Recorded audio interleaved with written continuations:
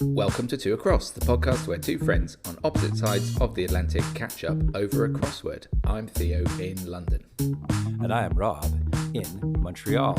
How are things, Theo? I see you in your nice bright kitchen. Yeah, I thought I'd change room today in order to use a tabletop microphone stand so that my mic remains consistent, because that's been a bit of an issue for us in the past, that I've had a handheld mic sitting on my sofa, which is very comfortable, but does mean that my hand moves around. And so this is a bid to reduce that, although possibly at the cost of more reverb, because obviously the kitchen has hard floors. So it's a bit of an experiment, but hopefully the difference won't be too noticeable to our listeners. Anyway, let's get to more important matters, Rob. You've just had an election. We have had an election, yes. An election that the results, although the big lines of them are known, the specifics are not known at time of speaking. So we're recording the morning after the Canadian election. By the time you hear this, the final results will more than likely be out, but they stopped counting, I think, at 3 a.m.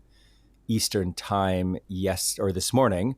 And at which point it was clear that the Liberals were forming our next government and that Mark Carney was elected as our prime minister. However, we do not know yet whether we have a majority or a minority government. I think a minority is what the Brits call a hung parliament. And we don't know yet whether that's going to be the case. At time of speaking, I think it was something like 168 Liberals and the absolute majority is 172. So we're waiting to see what's going to happen in that regard. I think it's very much what the polls were predicting, that the Liberals would form the government and that it would be very close. And that's exactly what appears to have happened. And that's all thanks to Trump, who seems to have completely kiboshed the populist candidate, Poilievre.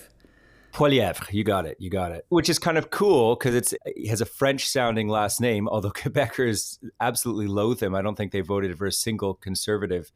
He is not actually a Quebecer, but he was raised by Franco-Albertans or Franco-Saskatchewanians. I'm not sure exactly which one, but he just does speak fluent French, but for some reason never resonated in Quebec, which contributed to the defeat. Because if they could have made any kind of inroads into this province, they would have taken enough seats from the Liberals to have potentially been in a situation to run the country, not necessarily in a majority. But it's hard to sort of say that people were turned off by a populism from Poilievre. In reality, the Conservatives aren't really a populist party. They're a right-of-center party with very classic right-of-center talking points about making government smaller and being tough on crime and things like that. So it's not really a very radical agenda that they're proposing. It's very consistent with a classic sort of conservative agenda in the pre-MAGA period.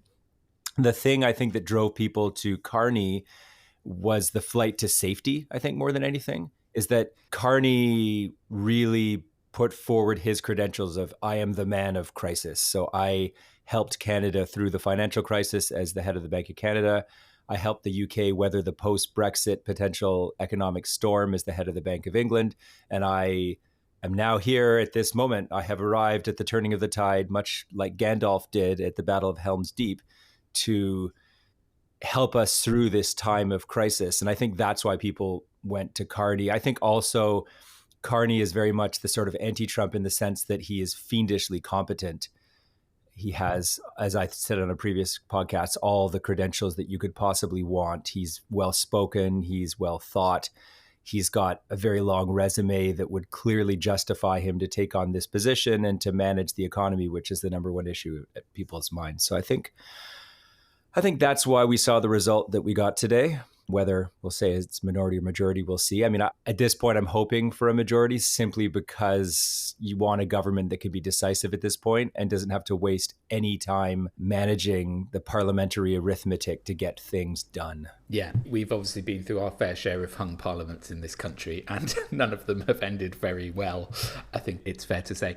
I was very intrigued by Carney's labelling of himself as being good in a crisis, which I think the exact quote was, "I'm great in a crisis, I'm not so good in peacetime," or something, which is quite a bold statement to make considering, this crisis may be short term and then hopefully there will be peacetime. But anyway, as you say, he seems to be the sort of experienced, safe pair of hands, which is not generally the way that democracies have been going in recent times. I suppose Starmer is another anomaly on that front. And hopefully, in that spirit, Carney's election will strengthen the ties between our two nations, and we can be united both ideologically and economically. Well, that's the funny thing right now. And Canadians, I was having this conversation with Isabel yesterday, and we're sort of blown away at the amount of attention that we're getting on this election. I mean, no one cares about Canadian politics. No one. Not even Canadians care about Canadian politics. And then yesterday, I was on a few calls. I had a call with a colleague in the US. I had a call with some colleagues in the UK. And everyone's like, oh, it's the big election day today. Have you voted yet? And everything. Like, how in God's name do you know that? Like, I've never had anyone on an election day from another country mentioned to me or even have any clue that we were having an election. But it seems like the attention of the sort of liberal democracies is very much trained on Canada in this election. I think because of what they hope it portends for future elections and for the direction in the West. Everyone's sort of shaken up that the whole order is changing. And the Carney vote really is a vote of confidence in favor of strengthening the old order. A lot of things that he was saying on the campaign trail were about economic integration with like-minded liberal democracies. His first act upon being made prime minister a month or two ago was to go to the UK and to France and to meet Starmer and Macron and to put hands together and show a sign of unity, show that we're clubbing together and working together and collaborating, and that we haven't abandoned multilateralism and trade, even if the Americans are presently doing so. And I think that's why people are following this. Now, will Carney deliver on it? I got no idea. One would hope so, but let's see what the future holds. Another thing I'll say, I was very impressed from this side of the Atlantic how quickly your results were processed, given the relative size of our countries. You seem to be even quicker than we are. But then ours is all done with hand voting in village halls, or hand counting, I should say, in village halls. So, yeah, presumably you have a slightly more advanced processing system, or not?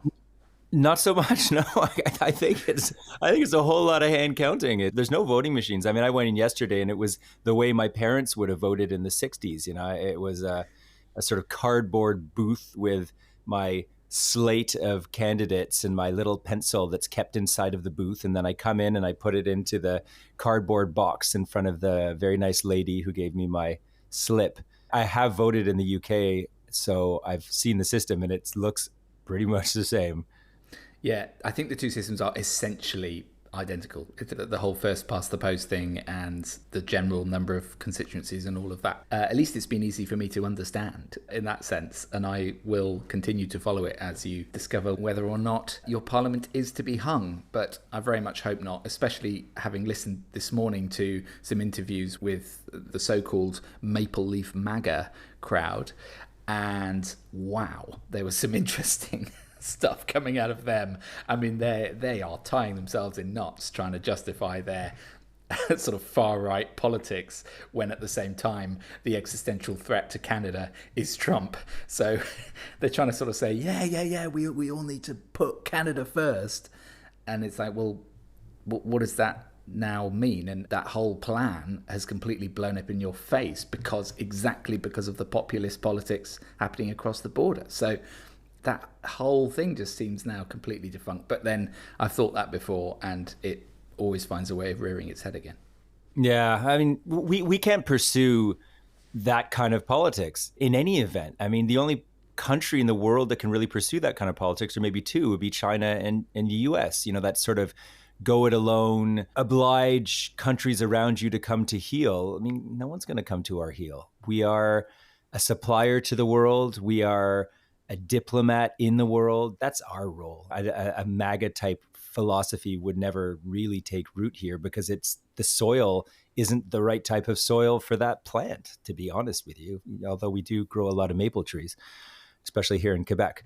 But yeah, it'll be interesting. I mean, I really don't know where things will go vis-a-vis MAGA. Obviously, maybe last comment, don't need to spend too much time on this, but Trump trolled the Canadian election yesterday by writing a very long Truth Social post and saying that the real vote wasn't for Carney versus Poilievre, it was for voting to be part of a country that could make Canada truly great, being the 51st state and so forth. Now, when I went to the ballot box, unfortunately, I didn't see that option. So I was forced to vote for one of the existing political parties. Yeah, what a shame. What a shame it wasn't there. Now, throwing back to last week's episode and speaking of big turnarounds, how have the Canadians been getting on in their playoffs? Because I have been trying to follow it a bit, but it would be good to sort of hear the fans' eye view. Here you're getting me at a painful moment. So last we spoke, I think it was 2-0 Capitals. And then on Friday, there was an absolute barn burner of a game, the likes of which I have rarely seen, and certainly not probably in 10 years, where we ended up winning 6-3. But the game featured a brawl on the opposing team's bench. It had 3 late goals to basically take it 6-3 and break a tie. The Canadians outshot, outhit, outscreamed the Capitals by a mile. The building was ridiculously loud, and we live 10 minutes from this building. So when we finished with the victory, we went over and celebrated and partied in front of the building, which was amazing. And everyone thought, okay, we've won the first home game. The second home game was Sunday night. We win that. We're tied 2-2 in the series, and we're making it happen. Unfortunately, Sunday was the opposite. We ended up losing the game in the third period after being up 2-1 to start the period, and it all happened when one of Washington's big guys, who was at the center of the brawl on the bench on Friday, absolutely crushed one of our defensemen, sent him out of the game, likely with a concussion. And the immediate aftermath of the hit was that there was an odd man rush for Washington, who scored. And then this defenseman never came back, meaning our defense was completely messed up. And that led to another goal. And that was the end of the game. And so the Canadians whimpered out of the last game. And now we're down 3-1 in a series where it's best of 7. So if we lose one more, we're done. So there's a game on Wednesday. Everyone's very tentative and very on tenterhooks about that, and we'll see where it goes. The city reached a fever pitch on Friday, but a lot of air has come out of the balloon, so we'll see. If they win on Wednesday in Washington, then they come back on Friday in Montreal and have another game, and the hope is that they manage to have that game, and then in front of the fans. The Bell Center in Montreal is reputed as being the loudest building in the playoffs. I think that's pretty much undisputed. It's a crazy, crazy atmosphere. So I think the Canadians are now playing to come back, get another game 6 in front of their fans, hopefully get bolstered into winning that, and then head to game 7. It's happened before. It's happened more than once where Montreal's managed to do that, but we'll see. We'll see. Well, I wish you well. I would highly recommend, for a slightly more relaxing spectator experience, watching some snooker, which I've been doing recently. The World Championships is on, and I love this time of year. It's just such a soothing thing to have on the TV. As the spring is springing outside, and inside is just the TV is coloured green as middle-aged men pop balls very slowly around a table, and it's kind of soothing. I'm leaning into that this week. Oh, they do so wearing waistcoat, don't they normally? Or at least they're quite fancily dressed, like the very most sophisticated of parlor games. It is. Sadly, waistcoats, which are these days embroidered with the names of sponsors. But nevertheless, they're still wearing waistcoats. And there's something very reassuringly boring about snooker, as I say, this time of year. So talking of reassuringly boring pursuits, let's move to the crossword. Let's go to the crossword, because crossing words is fun. So we are here in front of Guardian Quick Crossword number 17,154. The important meat in the middle of our two across sandwich, where we try and conquer a crossword together as a team. And you can join that team by playing along at home by clicking on the show notes, and you will see a link to it, or you can go to your favorite search engine of choice and search for it. A couple of things on the rules. We play this sight unseen. We have 30 minutes to complete it. We haven't seen the crossword before. We hope that it's one that we can tackle. We've had some troubles this season, and we are currently behind, I think, 12 and 14, if I'm not mistaken. Correct.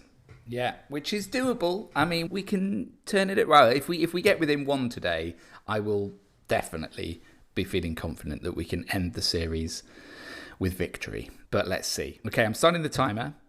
All right. And tell me where you want to go first. Here's one for you, Theo. I don't know what this is, but these may be Britishisms that you will know right away.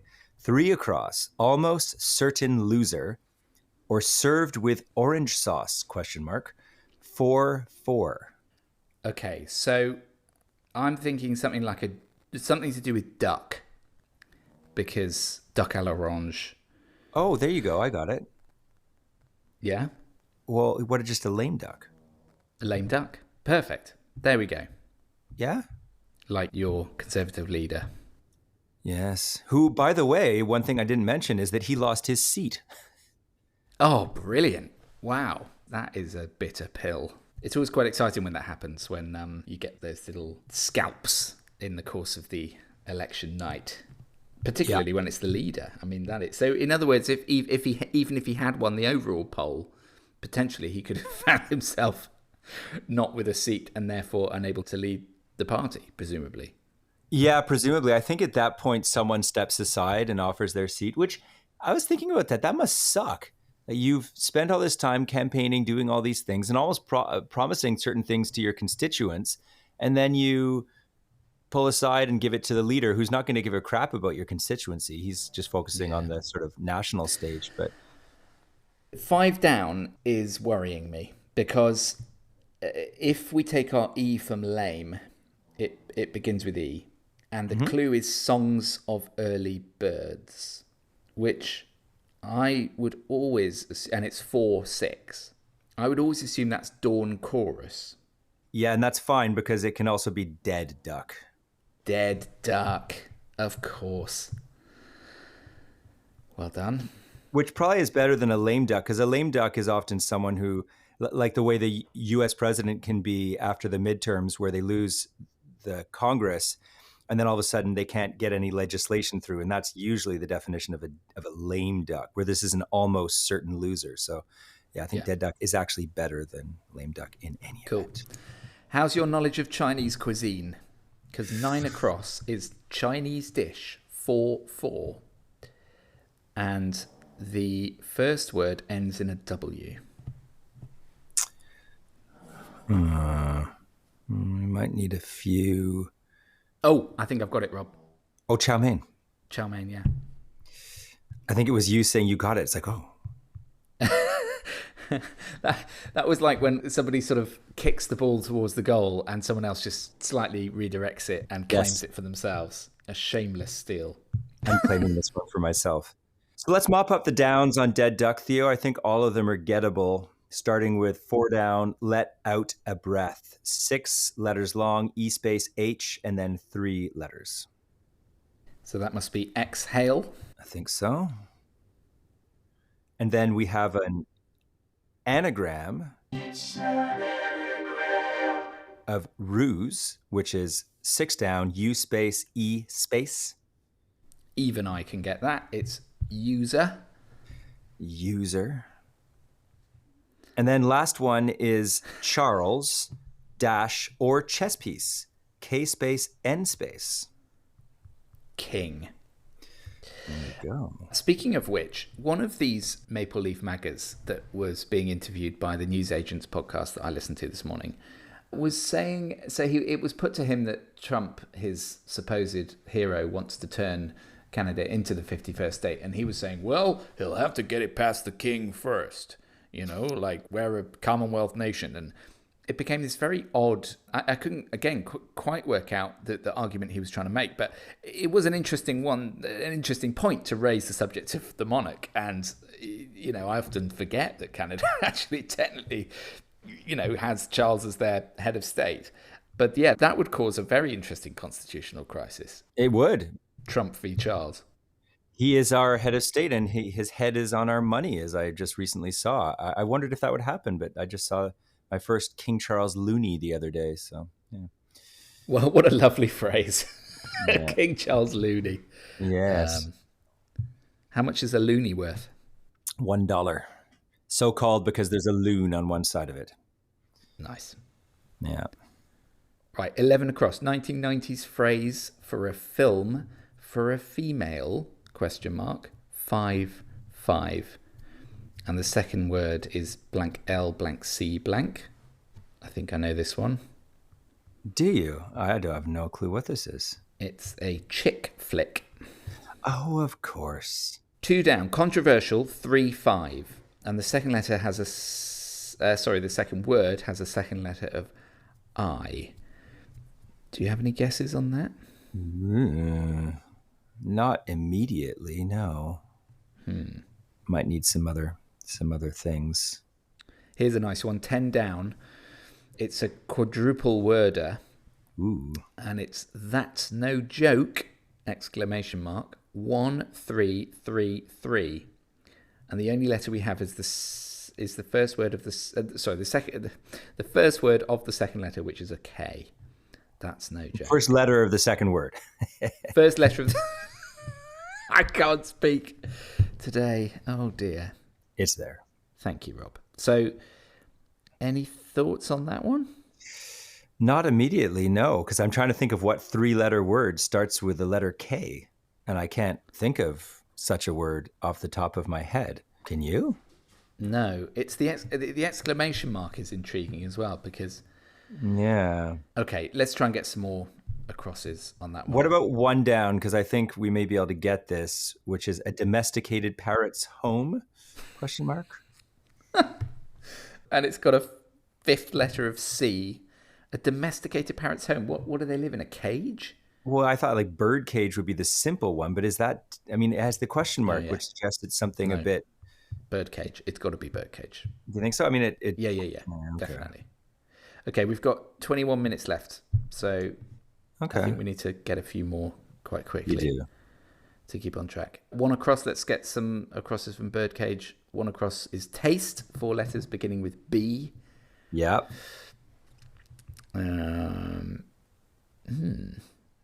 So it could be a few different things. It could be taste having. I'm not thinking of a synonym of taste, like discernment. Good taste. Yeah, discernment. Yeah. There you go. Or it could be a type of taste, like bitter, sweet, umami, things like that. It could be to taste, so it could be a synonym of the verb to taste. But I can't see what that would be. Or we've got cross, 4 letters long, 8 across. Could that be a rook? I'm just trying to think. Did we have that before? We did have rook as an answer, but I don't think the clue was. No, it was a chess piece, but yeah. Because I suppose it could be cross, like, to be cross. Oh, yeah. Could be rage. But that, I don't think cross is strong enough. No, I don't think so. I like rook as a guess. Plus, it would be enraged more than rage if it's cross, like someone is cross. But okay, let's just go somewhere completely different and maybe work our way up. Yeah. So cool. 23 across, bottom right, as far as we can get away from that problematic section. Doing nout, N-O-W-T, 4 letters long. That could be a simple answer. Like idle. Yeah, that's what I was thinking. What do you think? I like that. I mean, I can't think of anything else that springs to mind. Yeah. Oh, here's one that I think will endorse that answer, which is 12 down. Ill feeling, 3, 5, and if it's idle, it ends in D. So could that be bad blood? Oh yeah. Very nice. Bad blood. Okay. Yeah, that's good. Okay, 17 across. Iridescent sphere, 4, 6. Oh, I think I might have this now that I see. So it's 4 letters and then 6 letters. And the second word has the second letter of U and a 4th letter of B. So I think Is the second word bubble? I think so. And then it could be a soap bubble. Yeah. Nice. I like that. I can't think of any other kind of bubbles. Yeah. An air bubble or something, but no, I think soap bubble works very well. Okay, good. What about 15 across? 6-letter long word for high or low spirits. So we were talking about the Canadians, whose this was quite high after Friday night's win and was quite low after Sunday's. You're going to have to tell me. The team morale was... Morale. Took a beating. Yes. Yeah. Very good. Very good. Okay, Yeah. 17 minutes. We're getting there, I think, inching towards. We got some problematic stuff coming up though. What about a love song, Theo, that's an 8-letter word with a second letter of E, a fourth letter of E, and a last letter of E? Oh, this A is love song. one of these. So blank E, blank E, blank, blank, blank E for a love song. Yeah. Not a ballad, obviously, because that doesn't fit. I think I can get us one last letter, Theo, which is 21 across, Hindu philosophy, 4-letter word, second letter O. We know it as a series of movements executed in upstairs wood-floored studios with impossibly thin teachers. Yoga. Yoga. Yeah. Yeah. I always forget that's a philosophy rather than just a exercise routine. A lifestyle that justifies walking around with bottles of strange green juice. Yeah. Are you still meditating a lot? Yeah, I have my daily practice, which was severely assaulted in the last few weeks of renovations, but has sprung back and as the spring springs outside. Yeah, no, it's just kind of a morning thing. I get up and do it. Well, when you're over here next week, I would like to maybe join you in one of those, if that's allowed. Oh, of course, of course. Yeah. Yeah. Oh, yeah. Doesn't break the meditation code. No. We'll create a little sangha in your living room. You're on. A community of practice. Yes. Perfect. Okay, good. It's a date. Lovely. Love song in the now meantime, yeah, we need to get love song. Third last letter of A. So space E, space E, space A, space E. We're a consonant short. I think if we had any of those 4 consonants, we'd have it. So the second last letter between the A and the E, that could be L. A C, an L. Yep, definitely an L. It could be a G. It could be a lot of things actually, if you really think about it. Like pretty much. Oh, I've got it, Rob. I've got it. A serenade. Oh, so good. Yes. Like that which Lothario would sing at the window of his maiden. I shall serenade you, fair maid. Oh, On the lyre. yes, with his dappled cap and his sort of too wide tunic. Lovely. It's basically picturing the son in the Holy Grail, whose father is trying to marry him off to the buxom woman with the vast tracts of land. Perfect. That's a very timely anecdote because it's turned 50 this week, I believe, Monty Python and the Holy Grail. Has it? So, yeah, makes you feel old, doesn't it? Nary a month goes by where that movie doesn't cross my mind in some way, shape, or form. The one I probably quote the most is the night with his, with his arms chopped off and his legs chopped off. And yeah, it just applies to so many situations in life where someone is just persisting with a fight that they've so long lost. I was just thinking yesterday about strange women sitting in ponds distributing swords is not the basis for a system of government. So true. Oh, it's so good. They were so right about so many things. Truly. That's No Joke now we have one more letter for that from Soap Bubble, we do. Which is the third word of that, which as a reminder is 1333. The third word has a second letter of O. Yeah. Okay. What on earth could that be? Let's just keep working here. Okay. Acquisitive. 14 across, 6 letters long, starting with the word G. So to be acquisitive is to be someone who buys a lot, who consumes, or who has the need for gadgets. Acquisitive. Oh, I got it. Go on. It's one of the deadly sins, Theo. Greedy. Yeah. Lovely. And dude, now we have a D as the third letter. I can see it too.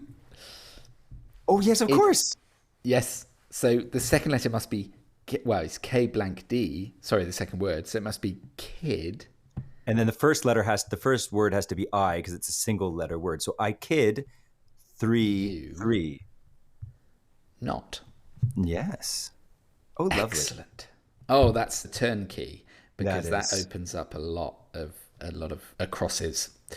Yes.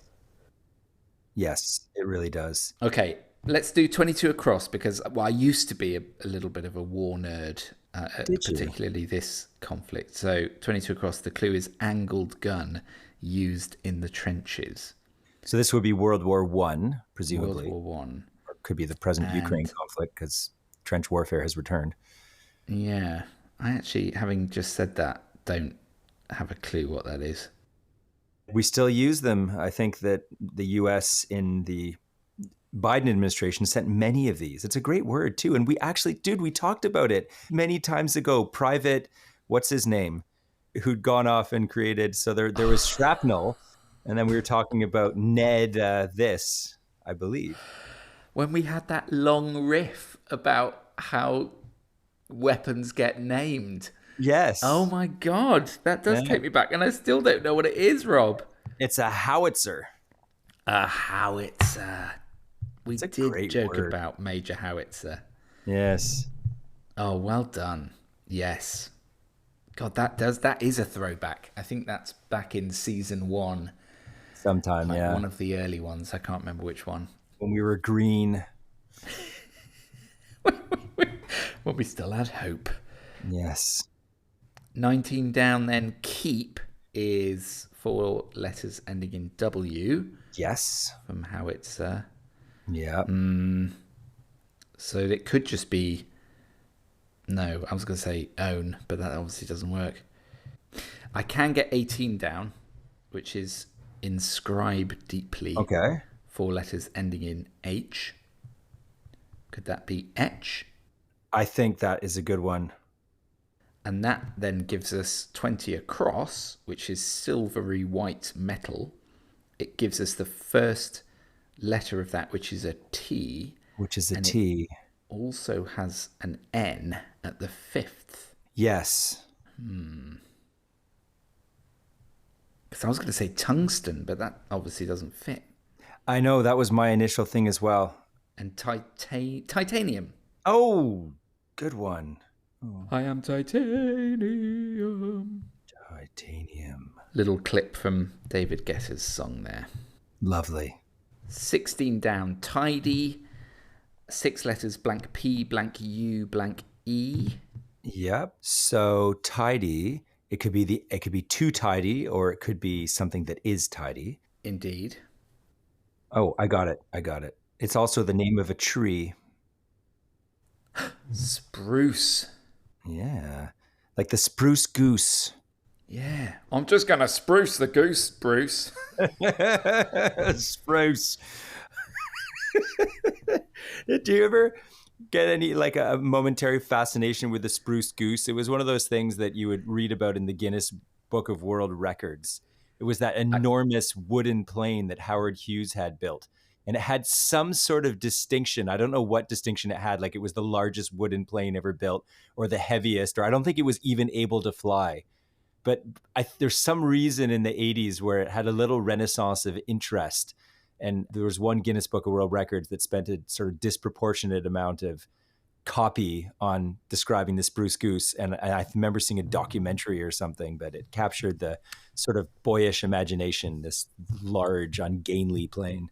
I have never fallen into that wormhole, but I may have to after this episode. No choice now. The spruce goose is calling for you, my friend. Fancy that. Very wealthy Americans building completely ludicrous technological contraptions that fly into the air. I can't imagine such a thing. It's like the flying version of the Victorian Folly, which we've talked about a few times on this podcast. We have indeed. And the ha-ha. Yes, exactly. Like some just bizarre thing that... It's exactly what it is. It's the completely sort of redundant and useless, lavish spending of the over-wealthy. Yes, like our friend, the Sultan of Brunei, who made a guest appearance in a recent podcast. Indeed he did. Friend of the show. Yeah. Right, 2 down. Controversial, 3-5. We come back to that one. Yes. Now, you want to give some letters to our folks at home? Yeah, so it's blank blank I, blank E, Yeah. blank. There's also, do you notice there's a dash after the Yes. first letter? But that's unusual, and I feel like that's been put in the wrong place, because surely that should be between the two words. Could it be something like one-sided? Hang on, Rob. Yes. So it says 3-5, Yes. yeah? But I'm only seeing 6 letters in total. For 2 down? For 2 down, yeah. No, I'm seeing 3-5. Have you moved to a different crossword? Something strange has gone on. I'm going to have to click out and click back in. Ooh. Well, while you're doing that, I will keep listeners titillated by suggesting that the second word of controversial could be sided, because it could be one-sided. It could be, because it's space I, space E, space for the second 5-letter word. So, Rob, you're not going to believe this, but it's lost all of my... So I clicked out of it and I've clicked back into it. All of my... oh dear. It's all gone. So you're going to have to go it alone. So I'm going to have to be the crossword of record. Theo, just to at least get the letters you need. 1 down is birdcage, 14 across is greedy, and then 11 across is chick flick. If you put those in, you have all the letters you need to solve this top piece. So just to run it down for the listeners, we have 3 clues left. We have controversial, which is 3-5, and I'm suggesting that this 5 is sided, but that it remains to be discussed. We've had a bit of a technical challenge. I think it's got to be one-sided. I think you're absolutely right. But is that controversial? Like, I mean, it's not one-sided. Isn't? I don't know. I mean, you're right. It's not a brilliant clue if the answer is one-sided. Yeah. Now we've got cross, 8 across, starting with R, 4 letters long. Now that could be to cross, like to ford a river or to cross a road. It could be to cross somebody. It could be a cross, like a physical cross that you could see, like a plus sign or something of that nature. To double cross someone, did I say that? That could be another one. That's tricky, isn't it? And then we have taste, which starts with B and is 4 letters long. So taste.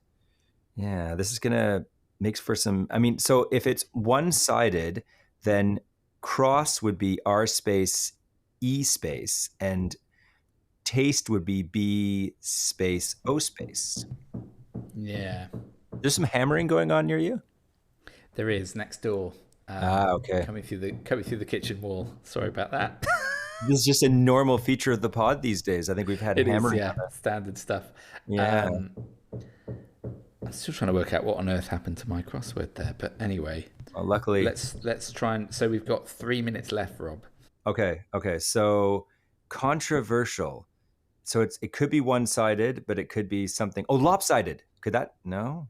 It could be lopsided, but again, is that controversial? No, it's not, is it? It's just no. That's one-sided. Yeah, that's right. I mean, maybe it's not sided. I don't know. Okay, cross. Damn it. Controversial. Hot. Yeah? Something. Maybe. No. Yeah, it's just not. What on earth is cross beginning with R? I have no idea. Cross. I mean, yeah. We have had a clue that was cross before that you got. Yes. Because it's a oft used word for it, but I can't remember what it is now, and I'm pretty sure it was longer than 4 letters, so I don't think that's going to help us. No. This is very annoying. It is really annoying. I'm just trying to think of all the... So we've just got these 3 to sort out. Is that right? We've just got these 3, yeah. And we now have 1.5 minutes. Yeah. Okay. I'm gonna concentrate on taste because... Okay, you concentrate on taste. I'll try and work on cross. It's just... Yeah. What could it be? It could be a rude. A rude. A rude. Yeah, isn't that a Scottish That's cross? The rude. exactly what. That's exactly the word we had Yeah, I knew we'd had this before. last time. Okay, let's get going because we got 2 left to go. So now, And was it double O-D? Rude. yes, double OD.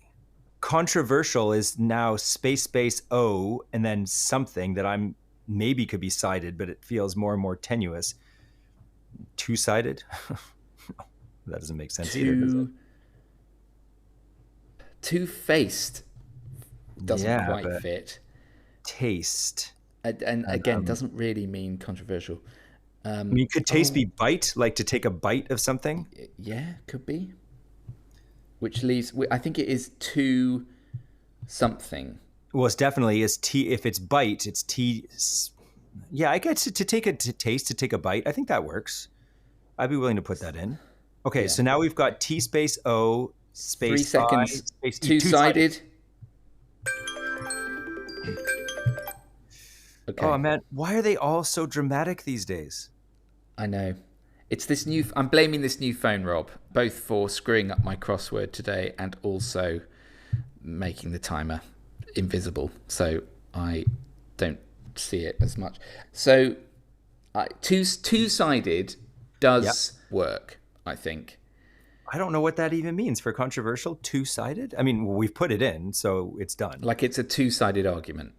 I think that's okay. I think it's not brilliant. I would say that's not really even a phrase, but let's check that first. Because if that's T space O space I space E space. I mean, I can't think of much else that fits there. It's got to be two, or it could be TOO. But assuming it's two, sided, it seems the only thing that would fit there, but I don't love it. Two-timed. Yeah, but it doesn't fit. Wouldn't really doesn't mean. Oh no, two-timed. Yeah, two-timed. Yeah, but two-timed is not really controversial. No, that's something else. Right, let's reveal this one, okay? And if we've got this, two-timing, lily liver, yeller guy.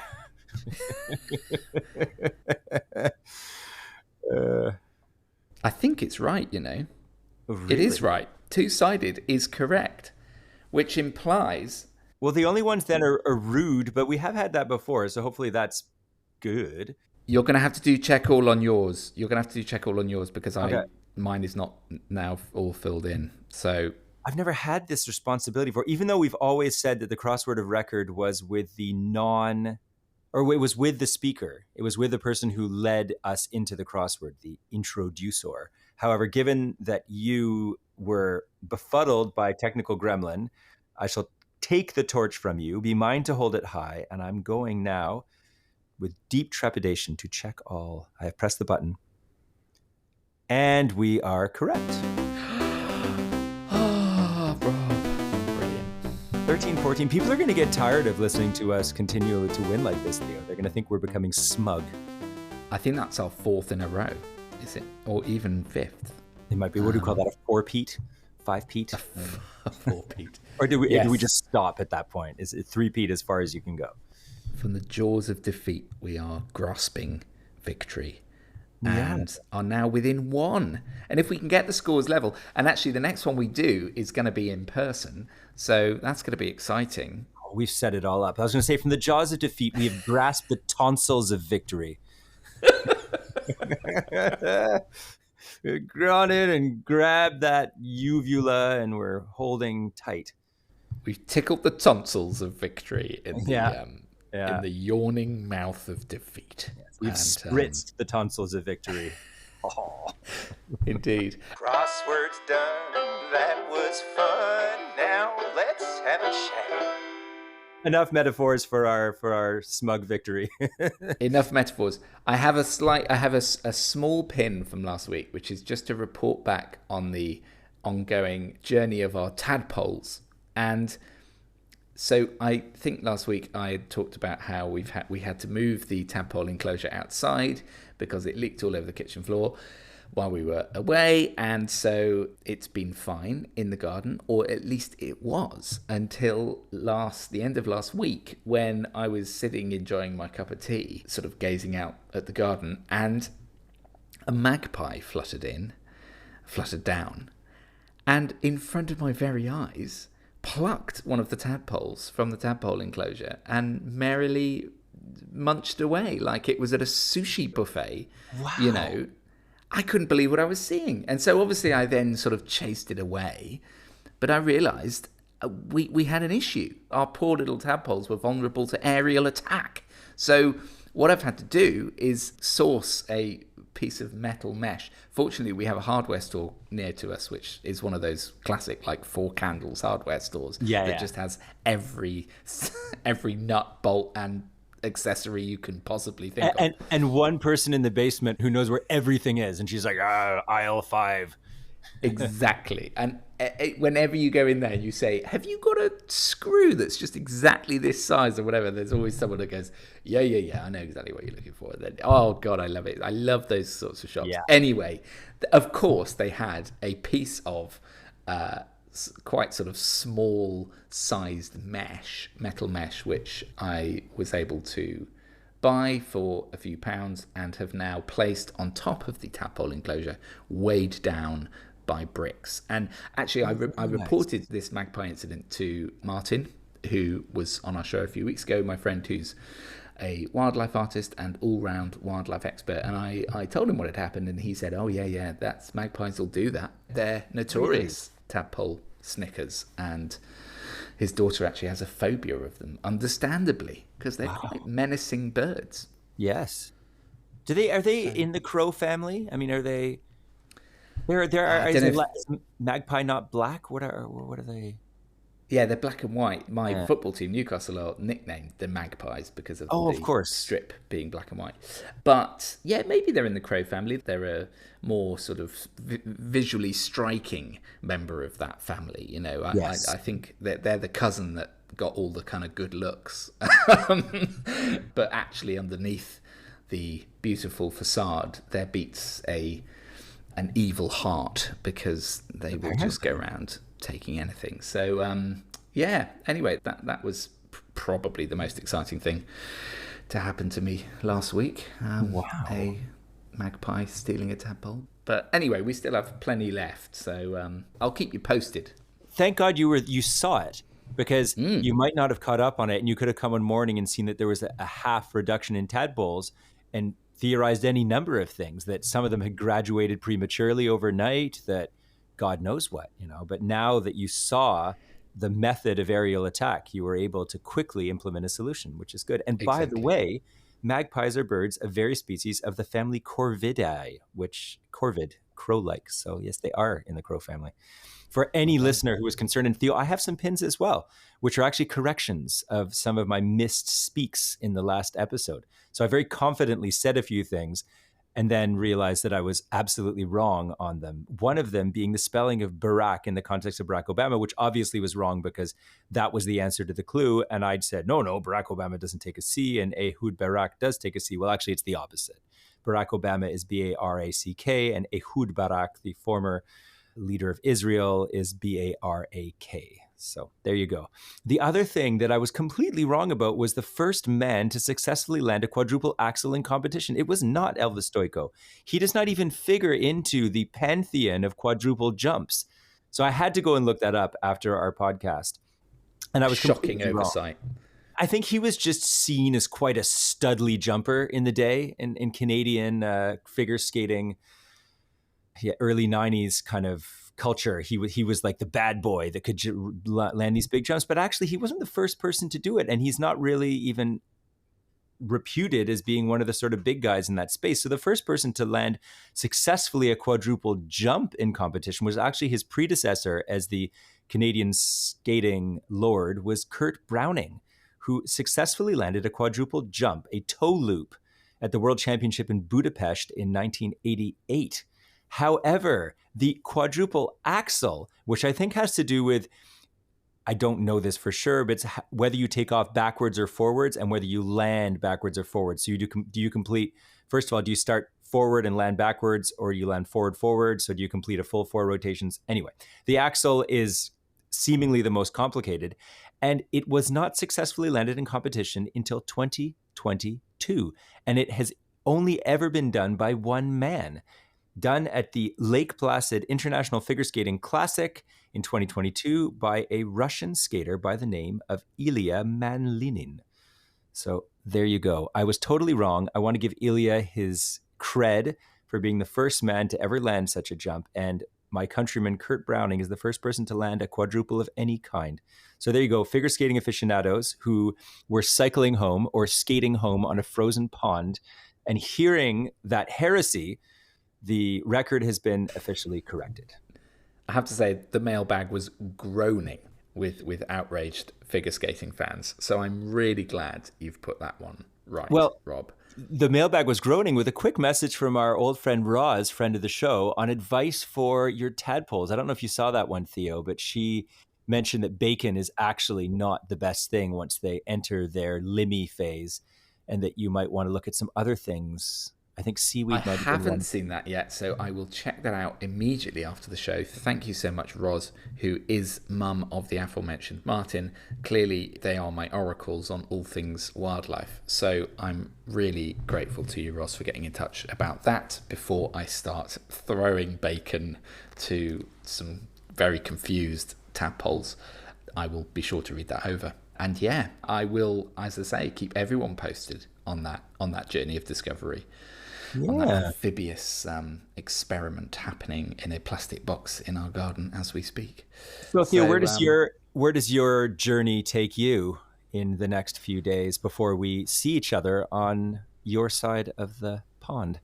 Where does my journey take me? Well, we have a bank holiday weekend coming up, which is, for once, looking very nice weather-wise. So, you know, that's very un-British to have a sunny bank holiday, but nevertheless, it looks like we're going to have one. So we're formulating plans for that, although I've slightly thrown a spanner in the works by agreeing to represent my tennis club in a competition on Sunday. So I'm, I know, terrible of me. And so that's rather awkward. Tut, Theo.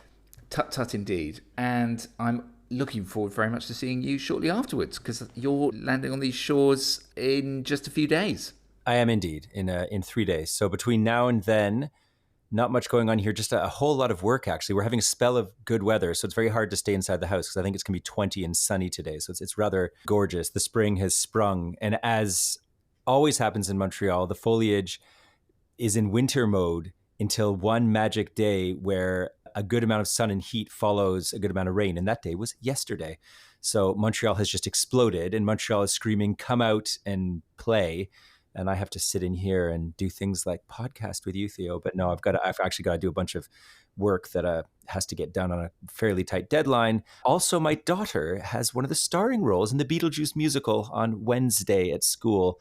And they have been rehearsing for 6 straight months. And she has been working so hard. So shout out to my daughter, who we don't name on the show on a 2 across policy, but friend of the pod, sometimes listener, and absolutely excellent actress who is getting, or actor. I think we just use actor for female actors these days, don't we? That's how we do it at Backstage. Amazing voice, great singer, and she will be in the starring role, or one of the lead roles of Delia, who is the stepmother in Beetlejuice, who acquire the house and then are haunted by Beetlejuice and the erstwhile owners.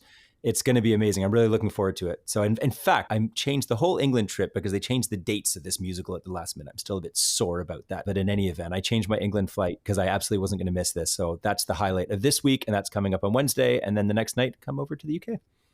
Well, sending all good vibes, bouquets of flowers, and wishes for broken limbs to your daughter, who I've no doubt will smash it out of the park. And if I was there to give a totally impartial 5-star review, I certainly would. So yeah, that's very cool. I know you have work to get on with right now, so we should call it a day. But that was very cheering, as always, Rob. Thank you for hanging out with me. Yeah. And completing another successful crossword. And thank you to all of our lovely, lovely listeners for joining us on that, and especially the ones who get in touch with us. Shout out to you this week, Rod. If you would like to do the same, you can on twoacrosspod@gmail.com, which is our now only channel of communication, having left the platform formerly known as Twitter in a huff. So yeah, do reach out to us, do keep listening, and thanks again for your company. Bye bye.